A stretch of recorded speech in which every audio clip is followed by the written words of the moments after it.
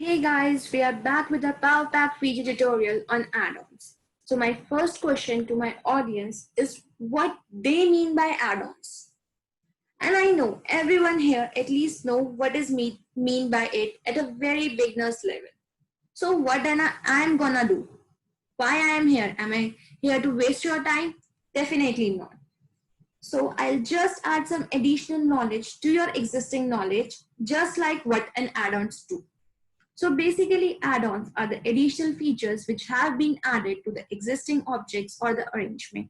But for why? For what? So the simple answer to this question is just to increase the capability of computer or to make a hi-fi system. So what are the prerequisite knowledge for using an add-ons? There is no prerequisite knowledge and you just have to follow me. And how I'm going to use add-ons. Then you will excel on it. So for this, you have to reach the Google Forms first. So let's go to the Google Forms. So click on the very first link and go to Google Forms. So the Google Forms provide you both the default templates and a customized template. We're gonna go with the default template, but you can make a customized form as per your preferences or the requirement. And if you have any doubt or query regarding how to create a customized form, you can just check it out our video on Google Forms in our playlist, the title ICT based teaching learning tools. So let's put together with the default template.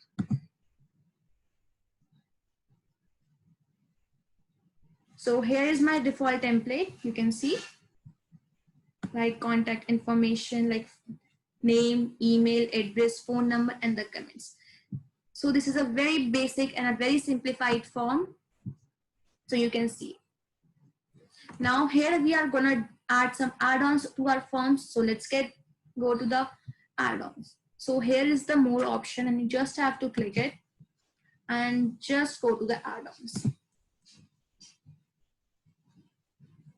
So here is the default pop-up option. So here you can see there are various add-ons provided by the Google Forms, whether it is a form limiter, form notification, form ranger, Tinify Me, and form director, form value, and many more. There are much more. But in this video, I'm specifically gonna cover the form limiter. And for this, you just have to install that add-on in your drive in your PC. So I'm gonna install this form limiter in my, and if you want to use any other add-on, you just have to install it. So just continue.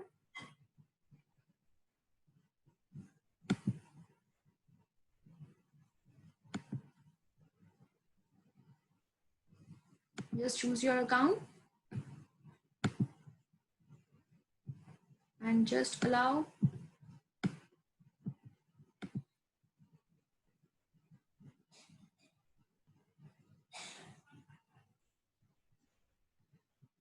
So here the form limiter has been installed. But what does the form limiter does? What is the purpose of form limiter? So form limiter is used to set a maximum limit to your form. So let's set a maximum limit to our default form. So let's get back to our default form. So here it is, and you can see an additional icon of add-on has been created over here. So just click it, and you can see a form limiter option over here. And if you install other add-ons, the list will be increased as on. So just click on the form limiter. And you have basically form limiter is used to set a limit. So we have to set a limit using the form limiter in our form. So let's just set limit. So another dialog box appears. And here it gives you 3 options by which you can set a maximum limit. So what are these 3 options? Let's see. It is first the date and time, the number of form responses, and the spreadsheet cell value. So first, see what does the date and time do. So here you can see it asks you an option when a due date is set on. What does a due date here means? The due date here means as and when this date, the forms will be rejected from this date, this particular date. So you can set a date and time over here. And you have also filled many forms online, and sometimes your form gets rejected and a message is shown. So that message which has been shown over the after your form has been rejected, so here you can write those message to the audience, to the participants whose form has been rejected. So here you can write a, there is a default message over here, or you can change it as per a requirement. And the next type for us is a number of form responses. So here you set a maximum number, maximum limit to the form, and after that the forms or the responses will be rejected. So you can just write the integer or the number over here and the message. And I'm gonna do with maximum limit of 2000. And the third option is the spreadsheet cell value. You can also set the maximum limit by using the spreadsheet cell value. And after that, you just have to click on the option save and enable. Just click over it.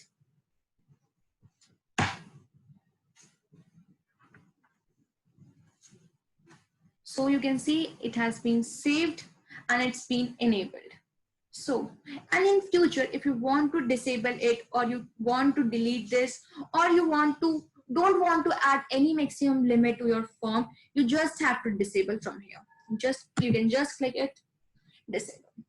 So it's been disabled now, and I have disabled, so I have to set the form limiter again. So I'm gonna use date and time. So let's just set a date. I'm setting my date 23rd, and I can set a time over here.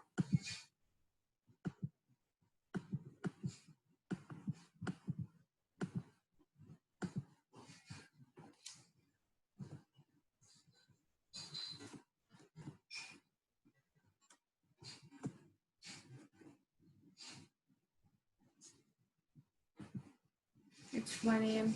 It's been set, or the 1 p.m. I can do.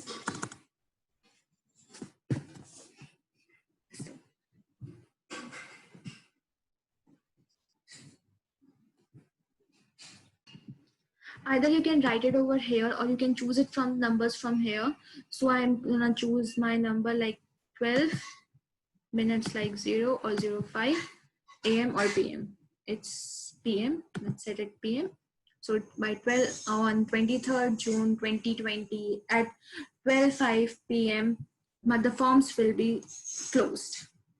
So you can see my date and time has been set, and the message is already over here. I'm going with the default message, or you can just change it by clicking over here. You can just change it, and you just have to push the save and enable button.